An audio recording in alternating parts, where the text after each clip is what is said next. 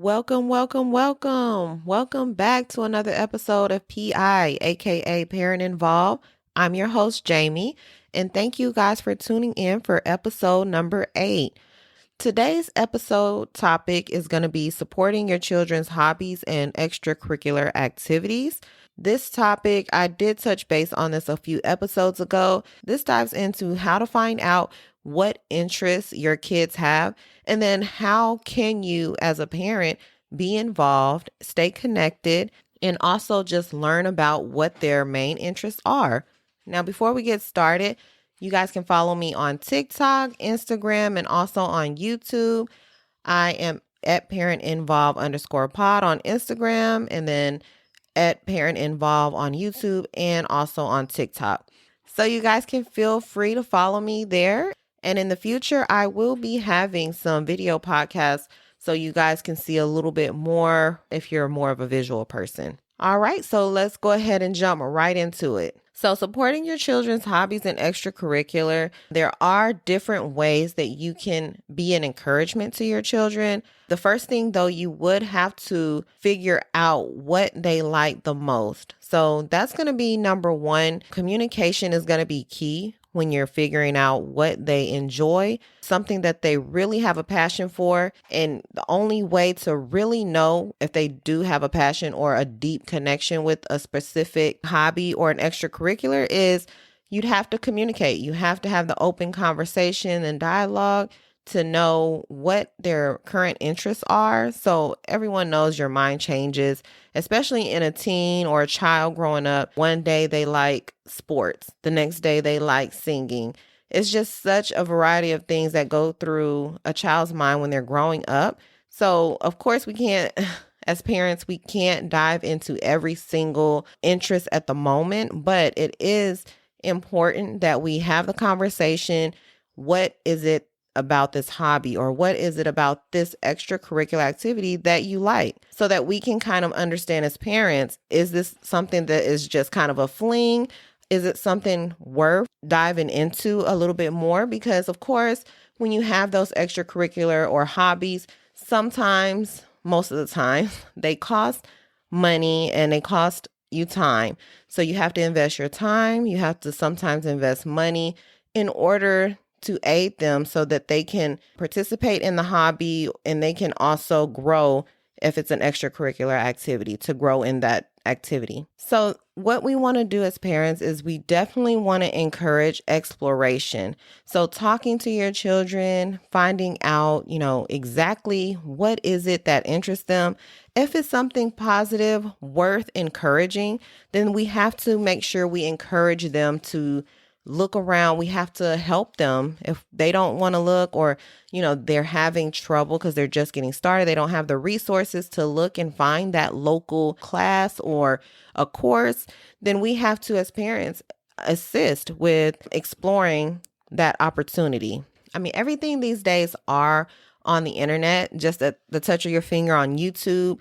TikTok especially. I know with starting a podcast, I learned everything from TikTok. So from getting started all the way to just getting the setup, the equipment, what websites were, going to help me understand or set up my podcast so that I can make sure that it gets out to all of the platforms so people can listen to it. So that was something that I had to research for myself. And so that's what you want to do, is you want to make sure that they know where to find the information. Of course, back in the day, we had libraries. A lot of those things, we would go on computers and look up information, but it is so easy to find out more information about any type of activity or hobby in depth just going on TikTok. Especially, we all know about the kids' short attention spans because of TikToks, and we know how short those videos can be, but they give so much information. I know for sure that I use it often anytime that I'm starting something new, or if I come across something and I find it as an interest to me, I definitely look into it more. I want to know people's experiences. I want to hear about, what they went through, what they wish they would have known when they first started. So that's the kind of things that we have to make sure that our children are aware of, and that if they really do have a passion, then they will definitely do that, take the time to do that research, to listen to other people's experiences, to see, what can I do based on what the information that they give me. So that's going to be key as far as number one. We want to encourage their exploration. We want to make sure that they take the time out to find out exactly what is needed if they want to start the hobby or continue the hobby or make the hobby or extracurricular grow. And then next, again, listen and communicate would be another topic that we want to make sure that we are always paying attention when they mention things. We can't just automatically assume that it's going to be something temporary for our child, because we really don't know and they really don't know. Most of their lives, they're just trying to find what fits them. They're trying to find out what they love, what they like. So it's very common for kids to change their major in college. So that's something that if you're not paying attention, communicating or listening, or if you haven't given your children the opportunity to explore different hobbies or activities, then they don't know exactly what they want to do, what they want to be, or just what their main interests are, because they're still finding their way and they're grown-ups. So we have to make sure that while they're still children, that they're exploring all of the options out there, whether it's going to remain a hobby or if it could end up being a career. So I do have my oldest child, which is she has always been naturally talented with drawing. Just, she could see a picture on the side and then draw it based on the picture being there, not tracing it, just, looking and matching it to another piece of paper. So I always encouraged her, try animation, take an animation class, a drawing class, art class, something of that sort, so you can get an idea of how they train you to become better. That was something that I really was in awe when I used to see her drawing, because my drawings, just considering for myself, I cannot draw well at all. Not even if I wanted to draw a person, a face. It's very difficult for me because my hand-eye coordination, just drawing a straight line is difficult for me. And she knows that very well, but just drawing a straight line, parting hair in a straight line, it's always been difficult. And I think it has to do with that hand and eye coordination. But when I see her draw a picture just freehand and just looking, she doesn't know how naturally talented that is. But it's always something that I've encouraged her to just take a class or two. You have electives that you have to take anyways for high school. And so that was one of the classes that she was in, and she got an A in it. So I don't know if she'll continue with it, but it was something that I thought was very important, because if your child has a natural talent, it's best to try to get them to see if it's something that they want to grow further, because they're already halfway there with the natural talent, but you want to get them to grow. You want to help them to grow. And that was my way of trying to see if that would help her grow interest in it. But I don't think that she got too interested in it, which is fine. But I think that's very important, that if you notice, you watch your children, you pay attention to the things that they do, then you'll realize, that could be something that could lead to something further or something deeper than just a hobby. It could end up being a career. You just never know. And also, it's important just to be open about what they bring to your attention. It's very common to just think, oh, here you go with another idea. Oh, you've already tried this. Now you're jumping over to this. And I think we should not discourage. There's so many things in the world that just one person can be. And I think limiting them is just very saddening. When I look at a lot of children out there, football is their main focus. Basketball is their main focus. But there's so many other sports. It doesn't even have to be a sport. But when I look at so many individuals that I've known, that's their main focus. Football, basketball. It's always been that way for a lot of individuals. And I used to push my daughter towards golf. So when I researched golf a long time ago, I would say around 2013, 2014, I had a coworker that was giving me information. Her son played golf, and she said it's easy to get a scholarship in golf because there's not that many people that play it, like competitively. So when you look at how many kids around the world are competing trying to get drafted, trying to get noticed in high school so they could get a scholarship to college, trying to get noticed by the NBA or the NFL because, while they're in college against all of those other college graduates. But then you have a small pool of people that are competitively playing golf. That's something that you have to make sure that you encourage them to try, in my opinion, that you encourage them to try other sports, tennis, golf, swimming, all of those sports that you don't normally hear about because, of course, basketball, NFL, it's always very lively and everyone's paying attention, when it's football season, when it's basketball season, everyone's tuned in. But then you have that small little network that's over there tuning in, to the golf or to the tennis, So it's definitely something to think about when you have a child and you're in an area, especially when you're in a specific area. If they have something other than just one specific sport, I think you should try to urge them to try different ones, not just focus on the main ones that are so overwhelmingly I wouldn't say saturated, but it is very competitive because there's so many individuals out there. That's their goal. That's their ticket. That's what they have their vision focused on because that's what they know. Sometimes it's all they know. They don't have any people around them that play a different sport. So they're focused on the sport that they know. So I think it's very important that you want to make sure that you're open, especially the kids, that they're open to trying other sports or other activities. So once you understand, once you listen and you communicate it, you understand your child better, and you know that this is something that they at least should be given the opportunity to try. Of course, some things don't lead to anything more than just an experience. And which is fine. I think there's so many things in the world that your child should at least experience. If it's safe, if it's something that they enjoy, then by all means, if you're capable of investing in that for them to have that experience, it's very important to have that. So what you have to do when it's time, when the opportunity comes, you would have to definitely provide resources. So with resources, you would have to make sure to get them enrolled in a class.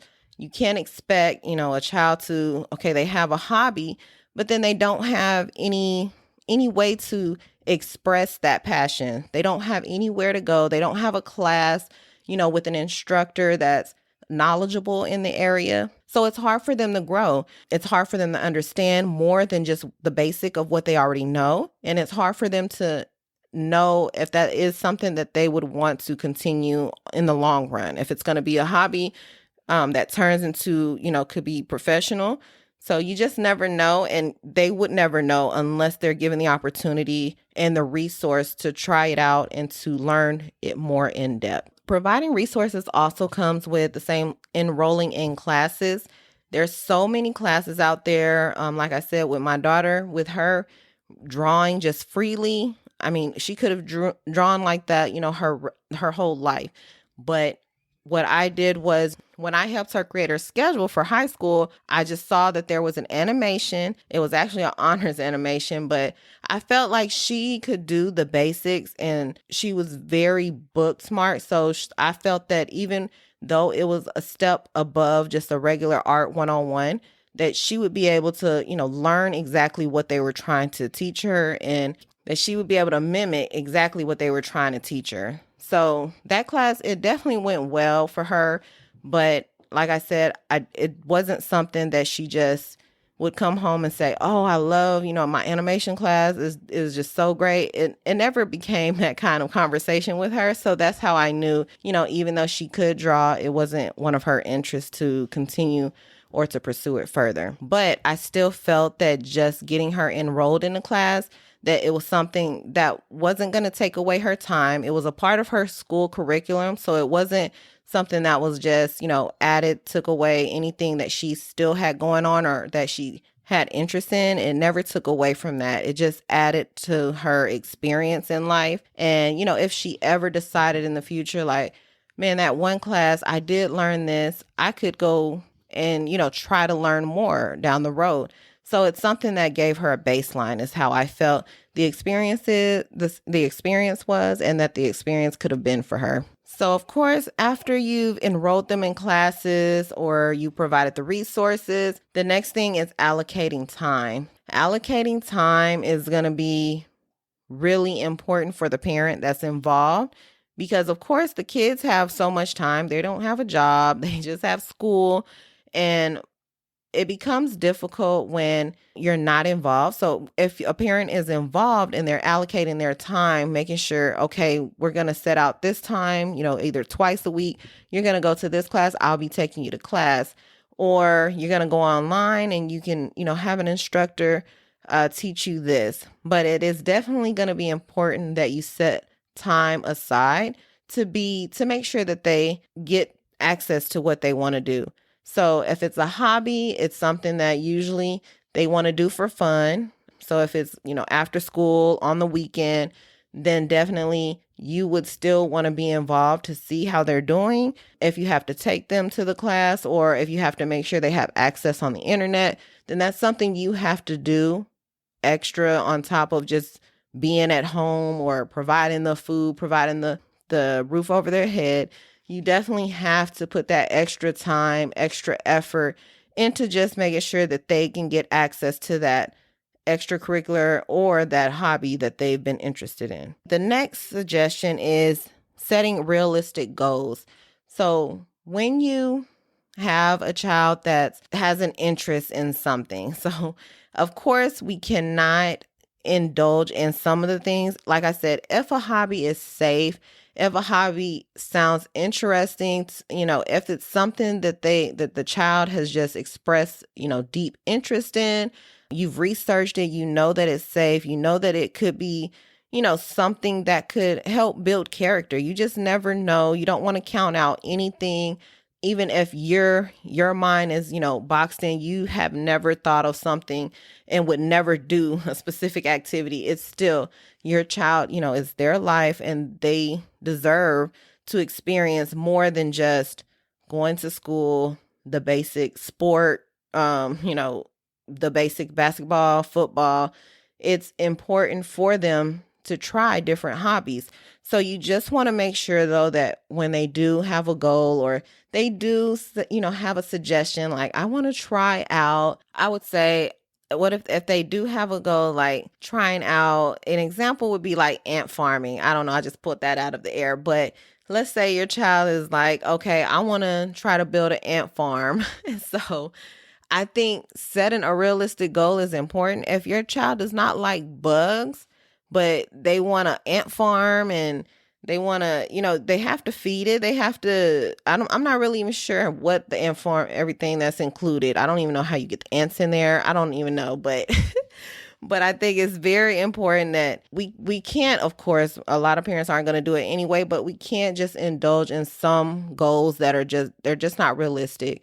So if it's something that, like I said, research is very important. If it's something that they've took time to research, to learn about, and it's something that they feel like they would allocate their time to. So it's important, not just as a parent, you're dedicating your time. It's also the child's responsibility to allocate their time. So of course they would have to be motivated. So they have to have that self-motivation to complete the hobby.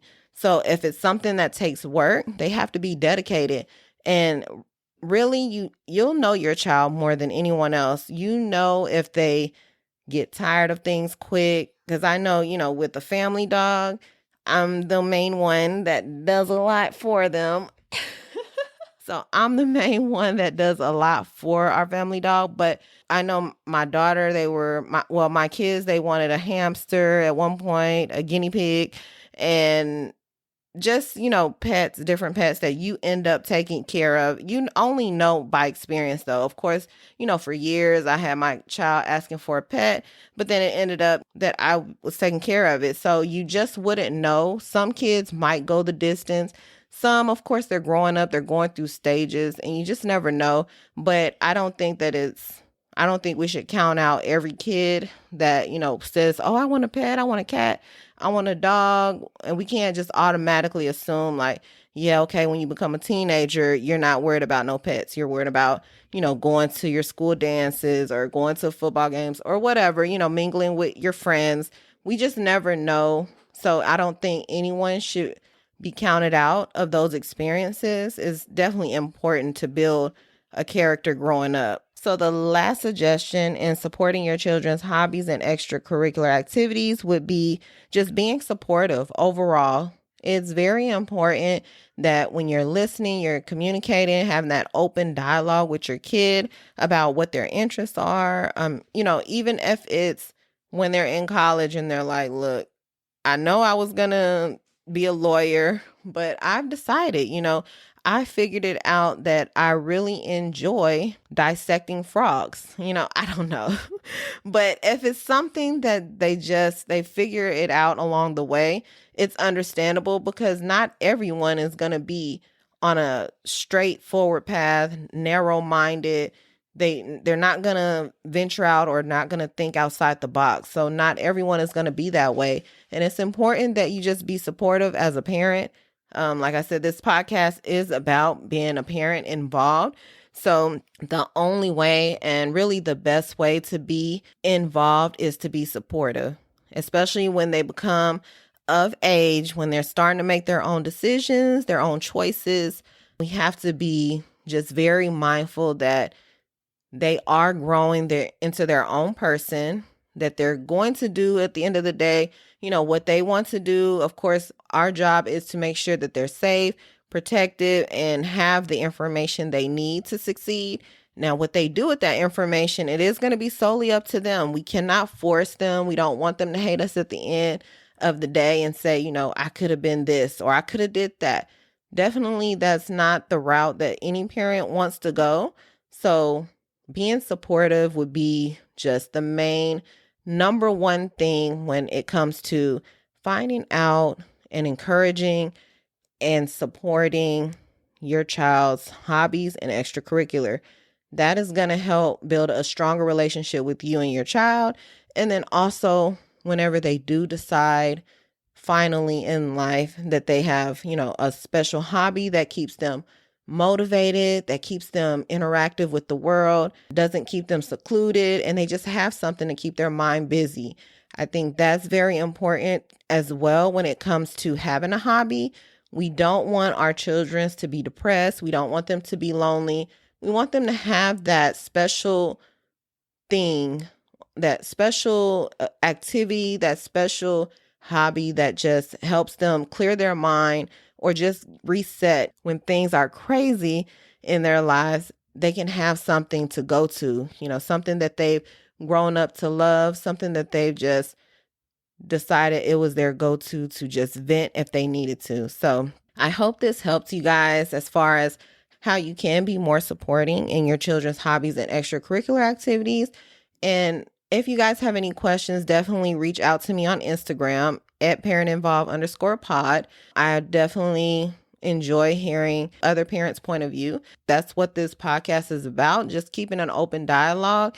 Of course, no parent is going to do the same as another parent. Everyone has their own way of parenting.